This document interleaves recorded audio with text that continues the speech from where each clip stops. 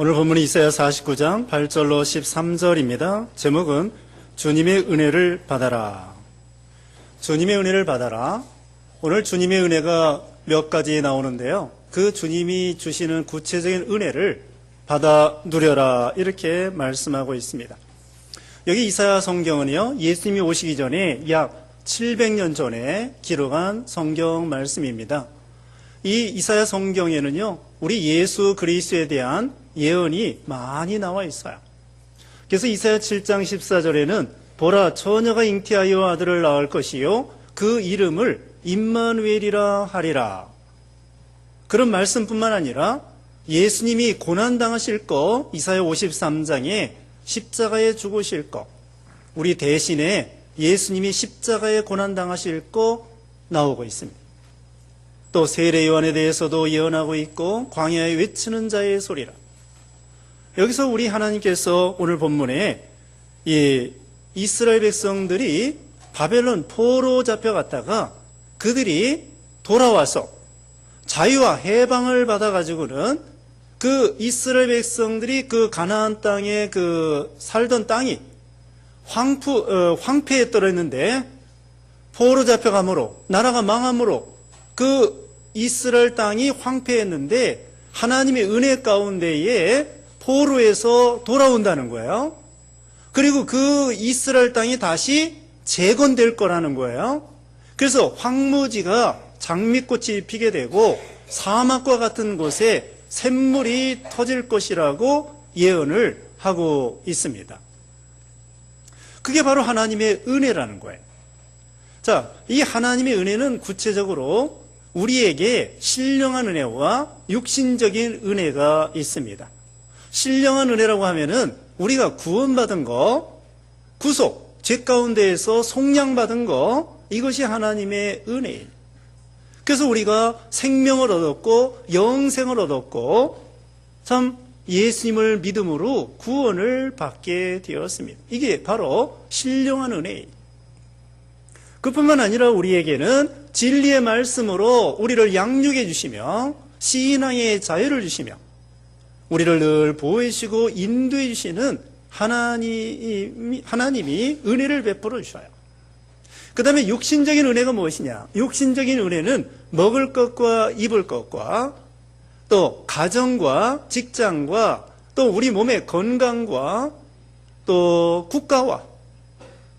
국가가 전쟁 나지 아니하고 신앙의 자유를 가지고 먹고 살 수 있도록 나라가 빼앗기지 아니하고, 나라를 빼앗기지 아니하고 우리가 약소국가인데도 불구하고 하나님의 은혜로 해방받게 하여 주시고 나라가 망하지 않게 하시고 휴전 중에 있는데 전쟁으로 망하지 않게 해주시고 북한에 핵무기가 있는데 핵무기가 터지지 않게 해주시고 이런 것이 다 자연 은총이요 육신적인 은혜입니다.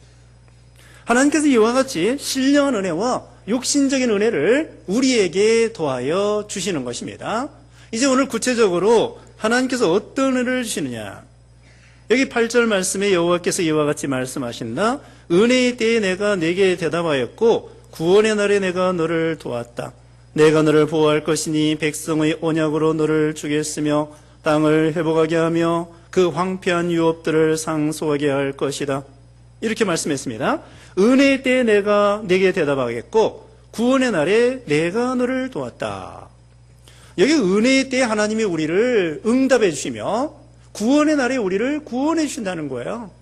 여기 은혜에 대해 구원의 날은 언제냐? 지금 말씀한 것처럼 이스라엘 백성들이 70년 바벨론 포로 생활하다가 돌아올 것을 가리키는 거예요. 그때가 바로 은혜의 때고 구원의 날이에요. 아니, 포로에서 돌아올 때 얼마나 그것이 은혜가 되겠습니까? 우리나라도 일본 제국주의에 거기에서 36년 압박과 서름에서 나라도 없이 그렇게 여성들은 정신대로 끌려가고 남자들은 징병으로 끌려가고 또 우리나라에 있는 나무나 석탄이나 이런 자원들은 금이나 이런 거 다 일본 사람들이 거기에서 36년 만에 해방받았단 말입니다. 이스라엘 백성들도 바벨론 70년 포로 생활하다가 돌아올 것을 가리키는 거예요. 그게 바로 은혜의 때요, 구원의 날이에요. 그리고 또 이 은혜의 때의 구원의 날은 언제냐? 신약 시대를 가리켜요. 지금 우리가 살고 있는 이 시대가 신약 시대입니다. 예수님이 오신 때부터 지금 내내 예수님 재림할 때까지가 무슨 시대예요? 신약 시대예요. 예수님이 오시기 전에는 무슨 시대라고 그래요? 구약 시대라고 그래요. 예수님이 오시기 전에는 구약 시대, 예수님이 올 때부터 지금까지, 앞으로 예수님 재림까지 신약 시대예요. 신약 시대. 그래서 이 은혜의 때의 구원의 날이라는 것은 이 신약 시대에 예수님이 오셔서 그때부터 구체적으로 이 구원의 역사, 생명의 역사, 은혜의 역사, 구원의 역사를 이루어 가신다는 거예요. 예수님이 오실 때부터. 그래서 예수님이 오셨을 때 첫 마디가 뭐냐면은 회개하라, 천국이 가까웠느니라. 그렇게 예수님이 외치셨습니다. 이와 같이 예수님이 오실 때, 신약 시대, 그때가 바로 은혜의 때이며 구원의 날이에요.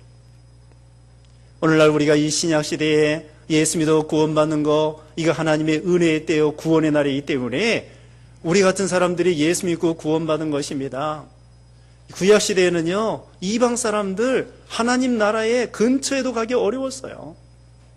근데 이제 신약 시대에는 이 복음이 전 세계, 예수님께서 말씀한 것처럼 땅끝까지 이르러 내 증인이 되리라. 이 말씀대로 오늘날 우리같이, 우리가 유대 나라에, 이스라엘 나라에 비하면 땅끝이에요. 극동이란 말이에요.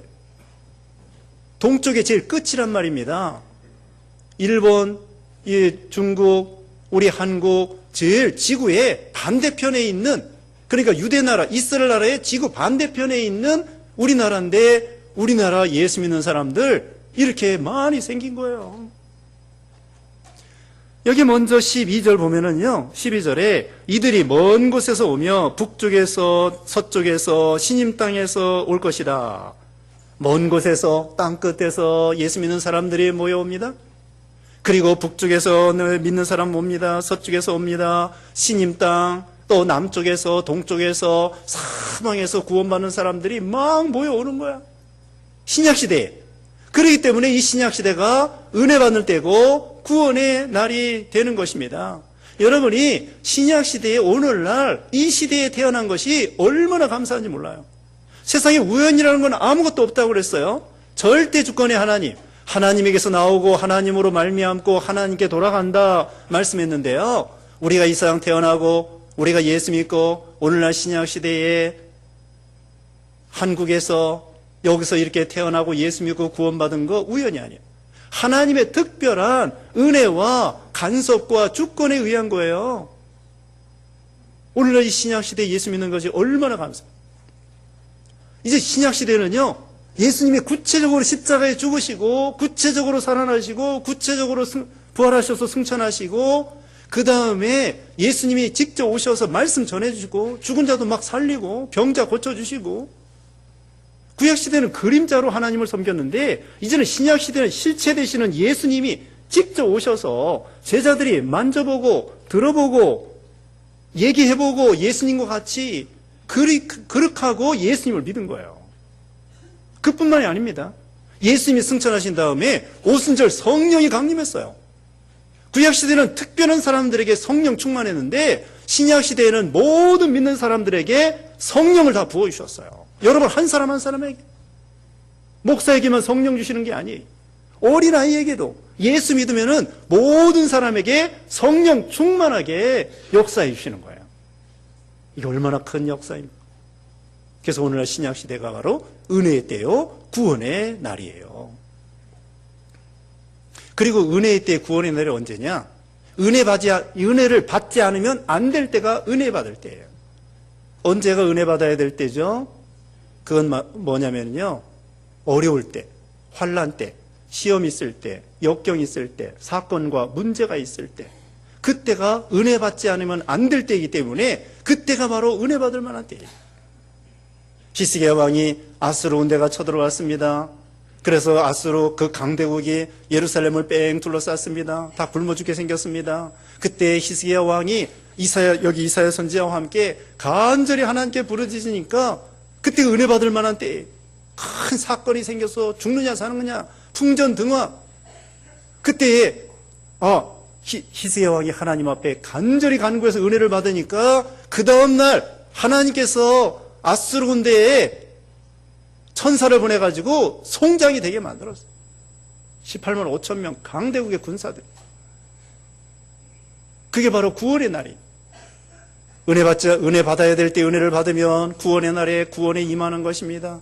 히스기야 왕이 또 죽을 병에 걸렸더랬는데 하나님 앞에 간절히 기도하니까 은혜를 받고 나서 그 다음에는 15년 생명 연장 받았습니다. 그러므로 우리도 어려울 때, 시험 당할 때에, 고난 당할 때, 그때가 바로 은혜 받을 만한 때고, 그때 하나님의 은혜를 받아야 돼요. 히브리서 4장 16절에 때를 따라 돕는 은혜를 얻기 위하여 은혜의 보좌 앞에 나아가라고 했습니다. 하나님의 은혜를 받아야만이 구원의 날에 구원을 받을 수가 있는 거예요. 그 다음에 또 은혜의 때가 언제냐? 바로 지금이에요. 바로 지금. 바로 지금입니다. 10년 전이 아니에요. 20년 전 아니에요. 10년 후도 아니에요. 바로 지금. 이 말씀을 고린도후서 6장 2절에 인용했는데요. 보라 지금은 구원의 은혜의 때요. 보라 지금은 구원의 날이로다. 보라 지금은 은혜의 때요. 보라 지금은 구원의 날이라. 언제요? 지금. 2016년 8월 7일 12시 3분. 바로 지금. 바로 지금 은혜를 받아야 돼요. 10년 전에 은혜 받았다고? 어제 결혼식 했나요? 어제 결혼식 없었죠? 토요일날 결혼식 가가지고 잔뜩 배부르게 먹었습니다. 그 다음에 주일날 하루 종일 굶어도 되겠습니까? 주일날 또 먹어야 돼. 어제 잔치집에 가서 배가 땡땡하게 먹었어도 오늘 아침에 또 배고파요. 5년 전에 은혜 받은 거 가지고 안 됩니다. 지난주 은혜 받은 거 가지고 안 됩니다. 오늘 이 순간에 지금이 중요한 거예요. 네, 어떤 목사님이 그랬습니다. 황금이 중요하고 소금이 중요하고 지금이 중요하다. 황금이 중요하고 소금이 중요하고 지금 이 순간이 중요한 거예요.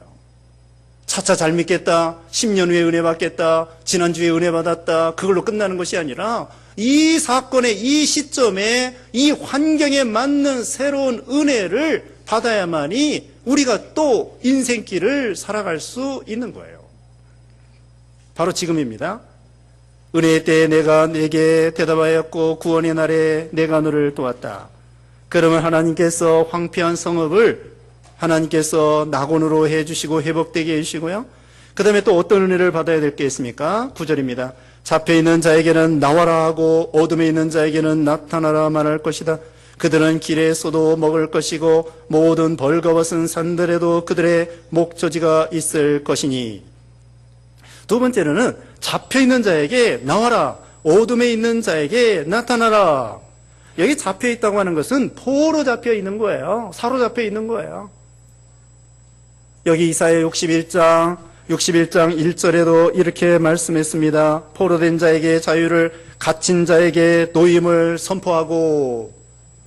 이 말씀을 누가복음 4장 18절 19절에 예수님이 인용했는데요. 예수님이 오셔서 이 말씀을 회당에서 읽으시면서 이 말씀대로 너에게 이루어졌느니라. 이 이사야 61장에 있는 말씀 그대로 이루어졌느니라. 또 여기 있는 말씀도 잡혀있는 자에게 나와라 하고 어둠에 있는 자에게 나타나라. 포로 잡혀있는 자에게 주님께서 나오라는 거예요.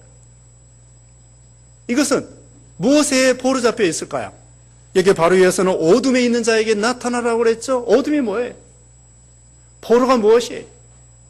우리는 말씀드리면은 죄의 포로, 사망의 포로, 욕심의 포로, 미신의 종노릇, 미신의 포로, 이 세상 것에 포로된 거, 거기에서 나오라 이거예요. 예수님께서는 우리에게 죄 가운데서 자유와 해방을 주러 오셨습니다. 계시록 1장 5절에 보면 우리를 죄에서 해방시키러 오셨고, 히브리서 2장 15절에는 또한 죽음이 두려워서 평생 배어있는 종들을 해방하시려는 것이다. 죽을까봐 종노릇하는 인생들에게 죽음을 초월할 수 있는 그런 부활의 소망을 우리에게 주신다는 거예요. 죽는 거 두려워하지 않는 사람 하나도 없어요. 저도 마찬가지입니다. 이 세상에 하다못해요, 강아지도 죽는 거 두려워하는 것 같아요. 소도 그렇고. 소도 죽으러 들어가면 도살장으로 끌고 가면 눈물 흘린다는데요. 그런 말 들어봤습니다.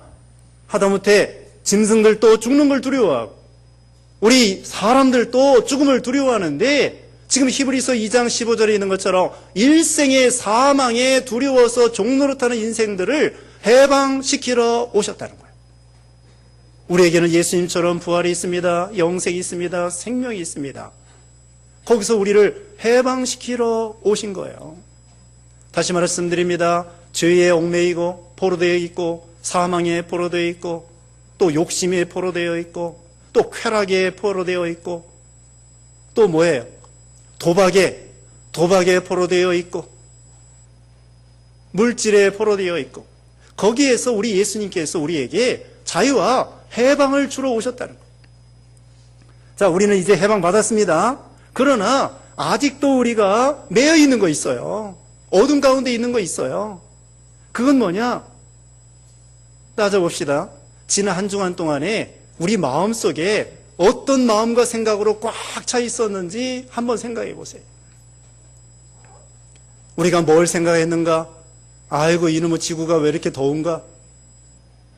덥다고 생각했는가? 그렇지 않으면 춥다고 생각했는가? 그렇지 않으면 어떤 드라마나 영화나 게임이나 그런 것으로 우리 마음에, 우리 생각에 꽉 차 있지 않았는가? 그렇지 않으면은 돈으로, 쾌락으로, 또 우리의 마음속에 그런 잘못된 사상으로 꽉 차 있지 않았는가? 우리가 생각하는 대로 거기에 종이 되는 것입니다. 우리가 만약에 진리로 꽉 차 있고 말씀으로 우리 마음에 꽉 차 있으면은 말씀의 종이 되고 진리의 종이 되고 예수님의 생각으로 꽉 차 있으면은 예수님의 종이 돼요. 그게 참된 자유자입니다. 그러나 우리가 세상에 꽉 차 있고 쾌락에 꽉 차 있고 우리 마음에 어떤 세상에 잘못된 것으로 돈으로 꽉 차 있고 또 인정으로 꽉 차 있고 이것이 우리 마음속에 꽉 차 있으면은 거기에 종이 되는 거예요. 우리가 뭔가 잡으려고 하면은 거기에 종이 되는 것입니다. 사람도 잡으려고 하면 안 돼요. 사람을 잡으려고 하면 그 사람의 종이 되고 권세를 잡으려고 하면 권세의 종이 되고 쾌락을 잡으려면 쾌락의 종이 되고 지식도 마찬가지. 지식을 잡으려고 하면 공부해야 돼요. 그러나 지식을 내가 잡으려고 하면 그게 우상이 되고 그게 집착이 되고 그 다음에 내가 거기에 종노릇할 수밖에 없는 거예요. 그러니까 우리는 집착하면 안 돼. 훌훌 털어버리면서 자유, 해방 받아야 돼. 우리 마음속에 또 과거에 집착하면 안 돼. 과거에 우리 예수님께 사도 바울은 뒤에 있는 건 잊어버리고 앞에 있는 표대 되시는 예수님을 향하여 다른 막질하라고 했습니다. 하나님께서 아브라함에게 본토 친척 아버지 집을 떠나라고 했습니다. 우리는 과거에 무엇 때문에 거기에 집착하여 믿음에 전진하지 못하면 거기에 포로되어 있는 거예요. 우리는 과거에 사로잡히면 안 됩니다. 또 과거에 어떤 사람이 나를 나쁘게 했다. 저 사람 원수다. 그 원수에 포로되면 안 돼. 그 미운 생각 있잖아요. 남을 미워하면 내가 거기에 잡히게 돼. 그래서 나도 똑같은 사람이 돼. 사실은 원수를 어떻게 하느냐? 원수를 갚으려고 하면요, 내가 하나님의 말씀을 어기게 되고 내가 살인자가 되는 거예요. 미워하면 살인죄입니다. 그러므로 나를 위해서 용서해야 돼요. 자, 이겁니다. 내가 어떤 사람을 미워하는 마음으로 꽉 차 있으면은 그 사람의 포로가 되는 거예요. 이제는 그 사람을 용서해줘야 돼. 놔줘야 돼. 집착해서. 그 사람을 용서해주는 거, 내가 살기 위해서 그 사람을 용서해주는 것입니다. 내가 살기 위해서, 내가 자유와 해방을 얻기 위해서 그 사람을 용서해주는 거예요. 과거를 잊어버리는 거예요. 우리는 과거에 집착하고 과거에 매여서 있으면 안 돼요. 과거의 죄악에 매이지 말고, 과거에 내가 상처 입은 거 매이지 말고, 과거에 누가 나를 나쁘게 했다는 거 거기 매이지 말고, 예수님이 그거 다 해방시켜 주러 오셨어요. 자유와 해방을 얻으셔야 돼요. 예수님을 통하여. 근본적으로 죄와 사망에서 해방받았습니다. 그러나 아직도 우리가 과거에 무엇인가 다른 사람에게, 다시 말하면 무엇인가 집착하고 무엇인가 그것을 잡으려고 하고, 그러면 그것의 종이 된다는 거예요. 이제는 자유와 해방을 받으셔야 돼요.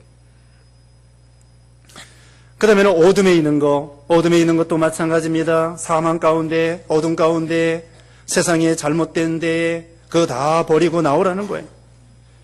10절입니다. 세 번째 말씀드립니다. 세 번째, 그들은 배고프거나 목마르지 않을 것이며 열기와 태양도 그들을 해치지 못할 것이다. 이는 그들을 불쌍히 여기는 자가 그들을 인도하며 물이 솟는 샘으로 그들을 이끌 것이기 때문이다. 주님의 은혜를 받는 것은요, 배고프지 아니하고 목마르지 않게 해 주신다는 것입니다. 이스라엘 백성들 광야 40년 동안 먹을 거 없었는데 하늘의 만나를 내려주셨어요. 마실 거 없었는데 광야에 물이 없습니다. 강이 없습니다. 그런데 하나님께서 반석을 쳐서 생수를 먹여주셨습니다. 이 세상은요, 목마른 세상입니다. 그래서 여기 이사야 55장 1절에 보면은 누구든지 목마른 자들은 다 내게로 와서 돈 없이 값 없이 포도주와 젖을 사라 그랬습니다. 목마른 인생이에요. 돈에 목마르고 돈에 목마른 사람. 자, 얼만큼 벌으면 되겠습니까? 사람마다 다 다를 거예요. 한 1억을 벌었으면 좋겠다. 어떤 사람은 10억을 벌었으면 좋겠다. 어떤 사람은 100억을 벌었으면 좋겠다. 100억 번 사람은 이 정도면 괜찮겠지, 그런 사람 있습니까? 아니에요. 또 부족해요. 돈에 목마르고 쾌락에 목마르고 여자에 목마르고 남자에 목마르고, 사마리아 여자는 남편이 5이나 있었습니다. 그러나 그 남편도 갈아치우고 6번째 자기 남편도 아닌데 남의 남편 빼앗아다 살고 있습니다.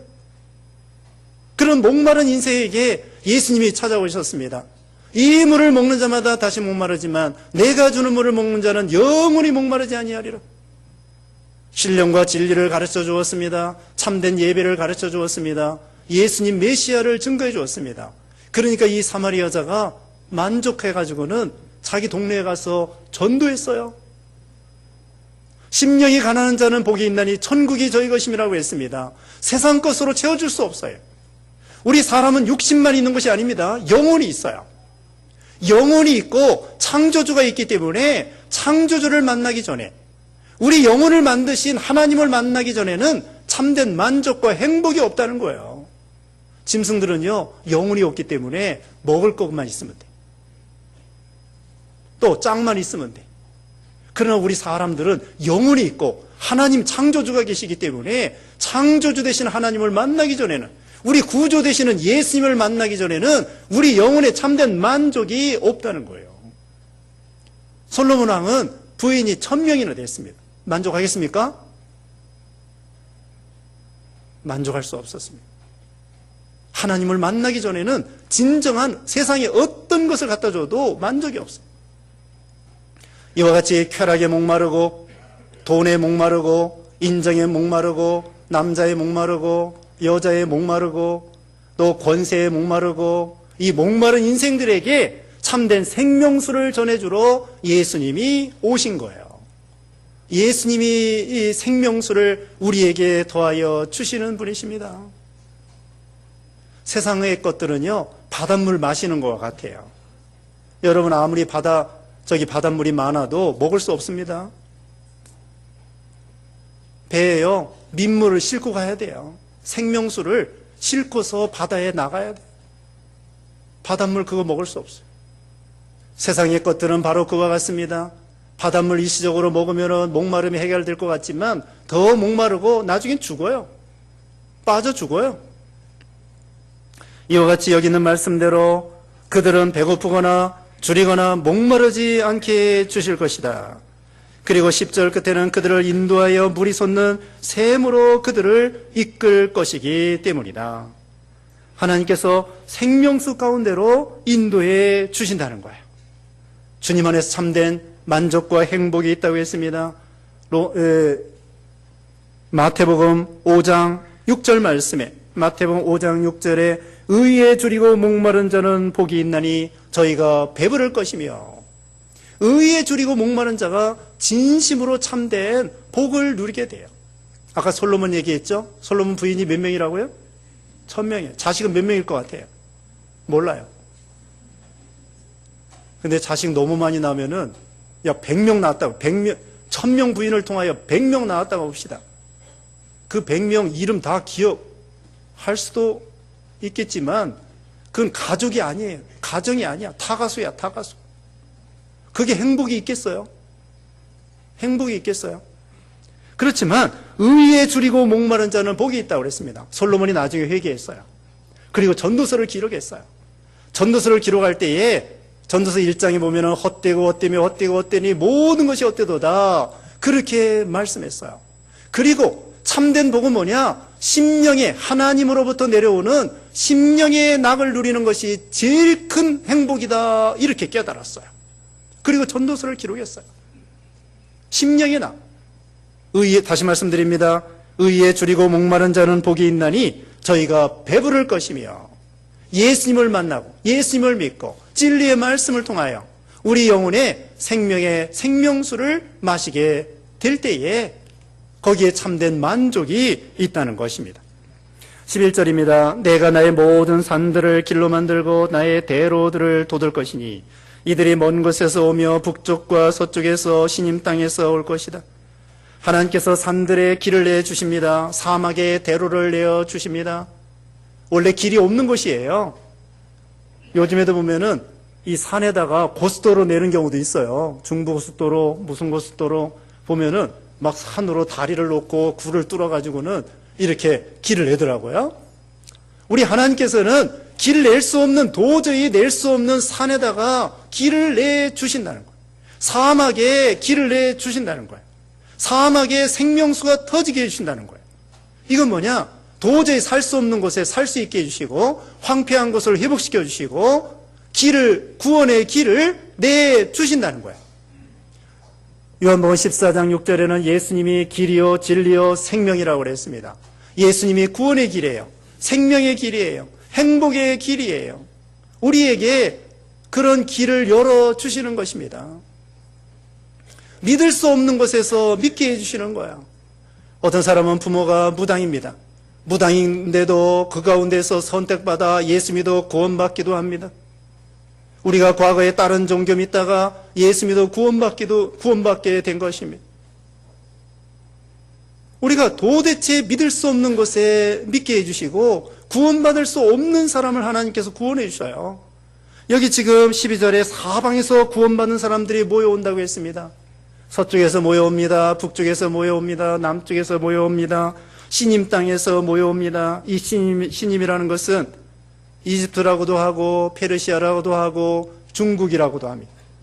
확실한 건 모릅니다. 이것은 중요한 것은 도대체 믿을 수 없는 곳에서 믿게 되고 바벨론에서 처음에 말씀드린 것처럼 바벨론에서 포로에서 돌아올 수 없는 가운데 돌아오게 해주신 하나님. 이제 오늘날 신약시대에는 땅끝에서부터 예수 믿게 됩니다. 우리도 극동인데 예수 믿게 되었습니다. 일본 사람 중에서도 예수 믿습니다. 중국 사람들 과거에 예수 믿기 어려웠겠죠? 공산주의 시대에 예수 믿기 어려웠습니다. 지금 예수 믿는 사람이 1억이 넘는다는 거예요. 러시아 사람도 예수 믿게 되었습니다. 사방에서. 북한 사람도 과거에요. 6.25 전에, 해방 전에는 이 북한 사람들 예수 더 많이 믿었어요. 남쪽보다. 지금은 공산주의 시대가 되어서 예수 믿기가 어려운 시대인데 분명한 것은 여기 있는 말씀대로 북한 사람도 예수 믿고 구원받을 날이 온다. 사방에서 모여오는 거예요. 우리 가족 중에서도 도대체 믿을 것 같지 않은 사람이 있죠? 믿을 것 같지 않은 사람도 회개하고 돌아오는 역사가 있어요. 선택받은 사람. 우리 친척 중에서도 저 사람은 도대체가 믿지 않을 사람 같아도 믿을 수 있습니다. 오늘날도 일본 사람 예수 잘 안 믿는데 그 중에 믿는 사람이 있습니다. 이슬람 사람들 있잖아요. 회교. 이슬람 사람들도 도대체 예수 믿기 어려운데 그 중에 믿는 사람이 있어요. 믿는 사람이 있습니다. 지난 화요일에 선교 한국이라고 선교대회가 있었어요. 그래가지고 가서 몇 시간 참여해 봤는데요. 2,000명, 3,000명이 한 2,000명 모였는데, 그런데 우리 한국 선교단체 40여 단체에서 선교 이렇게 대회가 있었어요. 저는 우리 사이버 선교 광고해 주려고 갔었어요. 광고지 명함 나눠주려고. 근데 2,000명, 그런데 선교단체가 40여 군데예요. 40여 개예요. 근데 거기 보면은 땅끝 선교회, 북한 선교회, 이집트 선교회, 이슬람 선교회, 인터넷 선교회, 핸드폰 선교회, 선교회가 얼마나 많은지 몰라요. 우물 파는 선교회, 또 양식 나눠주는 빵 선교회, 우리 예수 믿는 우리 기독교 선교단체가 40여 개인데 그것도 다 온 게 아니에요. 그런 선교단체가 막 와가지고 거기서 자기네들 광고해주고 그러는 거야. 그리고 2,000명 되는 그 사람들이 대부분 청년들이야. 방학 동안에 2,000명 되는 그 청년들이 대부분 청년들이에요. 20몇 살짜리, 30살 안 된. 대부분. 그래서 나는 상당히 마음이 기뻤습니다. 우리 청년들이 이렇게, 네? 우리 한국의 이런 청년들이 선교에 대한 열정을 가지고 선교 배우러 왔구나. 다 선교사로 가는 건 아니지만, 선교대회 선교 배우러 왔구나. 청년들이 말이에요. 그렇게 수많은 또 이 선교단체가 오요. 그래서 희망을 봤습니다. 희망을 봤어요. 여기 뭐라고 했습니까? 12절에 먼 곳에서 옵니다. 북쪽에서, 서쪽에서, 신임 땅에서. 우리가 사경회 때 보면은요, 이제 다음 주 사경회입니다. 사경회 준비해서 다 오셔야 돼요. 사경회 때 보면은 지난 5월 사경회 때 카자흐스탄 선교사님들 5명 왔었죠? 아니, 9명.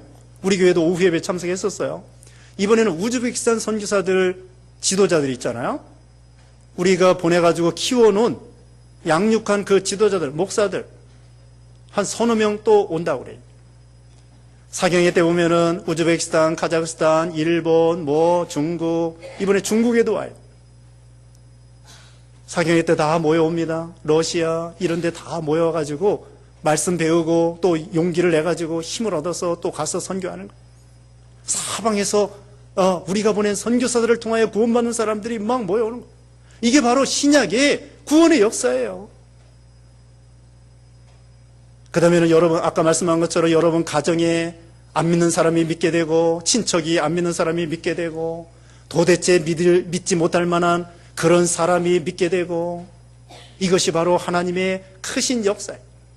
그러면 어때요? 기쁨이 온다는 거예요. 13절에 하늘아 기뻐 노래하여라, 땅아 즐거워해라, 산들아 소리를 높여라. 여호와께서 그 백성을 위로하셨고 자기의 고난당한 자들을 불쌍히 여기실 것이기 때문이다. 구원받으면 기쁨이 옵니다. 성전 미문에 앉은 안진뱅이가 베드로와 요한을 통하여 은과 금은 내게 없지만 내게 있는 것으로 내게 주노니 곧 나사렛 예수 그리스도의 이름으로 걸어라. 안진뱅이가 걷는 거예요. 구원받았습니다. 뜀박질합니다. 기뻐합니다. 성전에 들어갑니다. 하나님을 찬양합니다. 구원받은 하나님의 이 역사. 아까 그 선교 한국에 청년들이 2,000명 모여서 하나님 앞에 예배 드릴 때에 제가 마음이 기뻤다고 그랬죠. 한 사람 구원받으면 하늘에서도 기뻐하고 천사도 기뻐하고 본인도 기뻐하고 전도한 사람도 기뻐하고 다 기뻐하는 거예요. 생명이 태어난 구원받은 것 때문에. 이것이 바로 하나님의 구원 역사입니다. 오늘날 신약시대에 우리가 하나님의 은혜를 받고 이제는 생명수를 마시고 이제 참 대로가 열리게 된 것입니다. 그래서 우리가 참 이 복음의 구원의 역사, 하나님의 은혜를 받고 우리도 은혜를 나눠주고 그래서 우리를 통하여 많은 생명의 역사, 이제 이 생명수를 나눠줘야 됩니다. 하나님에게서 주신 생명수를 가지고 아직도 주위에 시들어 있는 영혼들에게 생명수를 내보내 주어야 돼요. 기도하겠습니다. 거룩하신 하나님 감사합니다. 참으로 우리가 예수 믿어 구원받게 하여 주시고 은혜에 참여하고 구원에 참여하게 해주신 주님의 은혜 감사합니다. 생명수 되시는 예수님을 우리가 알고 믿고 생명수 진리의 말씀 마시게 해주심을 감사합니다. 우리 주위에는 아직도 포로되어 있고 죄악의 사망에 포로되어 있는 인생들, 또 어둠에 포로되어 있는 사람들, 목마른 인생들 많이 있사오니 그들에게 생명수 진리의 말씀 복음 전해주어서 많이 구원할 수 있도록 또 전 세계적으로 이 복음을 전하여 사이버 선교나 문서 선교 잘해서 또 우리 교단적으로 선교사 많이 보내서 많은 생명들이 구원받고 모여오는 구원의 역사 있게 하여 주시옵소서. 우리 가정 식구들 중에서도 아직 믿지 않는 사람 구원하여 주시옵소서. 친척들도 구원하여 주시옵소서. 우리 친구들도 예수 믿어 구원받게 하여 주시옵소서. 예수님의 이름으로 기도드리옵나이다. 아멘.